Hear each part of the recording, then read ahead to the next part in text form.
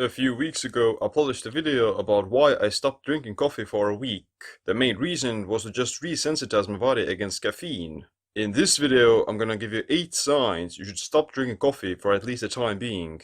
If you can recognize more than 2 symptoms, then I advise you to take a break from caffeine and allow yourself to go back to normal. This is liquid crack. Number 1, can't wake up without coffee. How many people you know who wake up like they've been hit with a club? They're groggy, exhausted, and just unpleasant.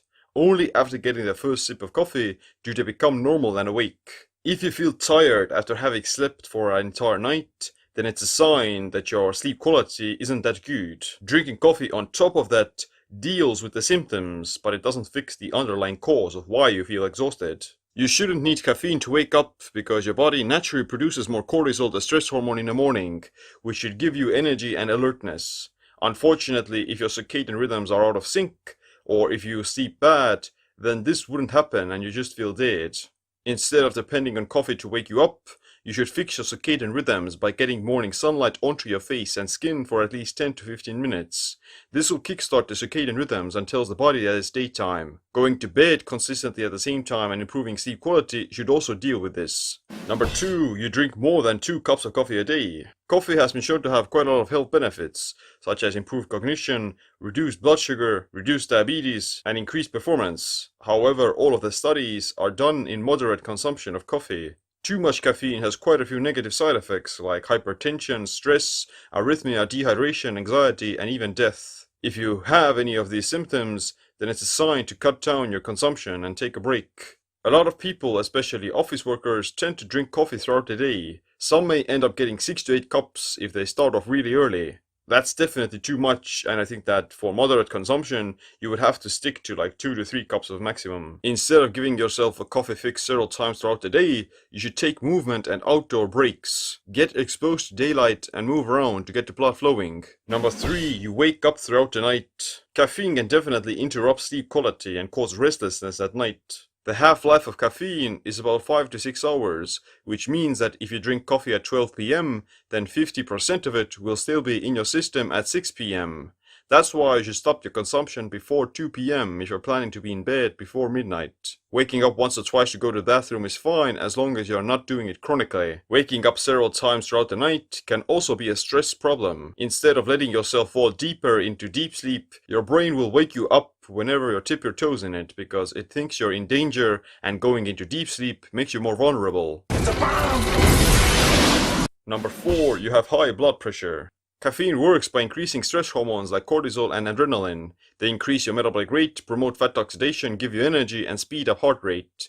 It also raises blood pressure and can cause problems for some people. However, research has found that moderate coffee consumption is not associated with higher blood pressure or hypertension. Moderation is deemed to be safe even in patients of cardiovascular disease and heart disease, although caution is needed.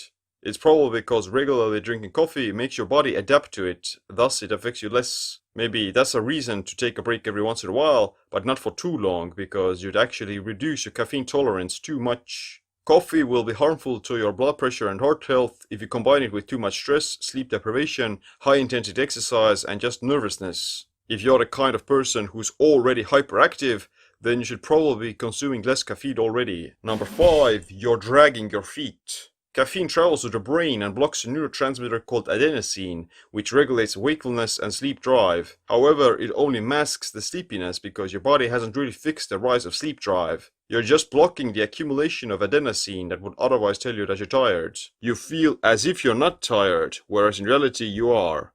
If you're dragging your feet throughout the day and have no energy, then it's a sign you either didn't get enough necessary sleep or are dependent on caffeine to keep you alert. Number 6, you have digestive problems. Coffee is an acidic beverage that increases the production of hydrochloric acid, or HCl. HCl is used to break down food, especially protein. Unfortunately, doing this too frequently can result in a negative feedback loop, and you'll start producing less HCl in response to actual meals. If you experience bloating after eating, get stomach pain when drinking coffee, heartburn, have ulcers or IBS, that it might be caused partially by coffee. Taking digestive enzymes will also help to deal with any negative side effects on digestion. More often than not, people get bloated or constipated because of not producing enough HCl and being deficient in enzymes.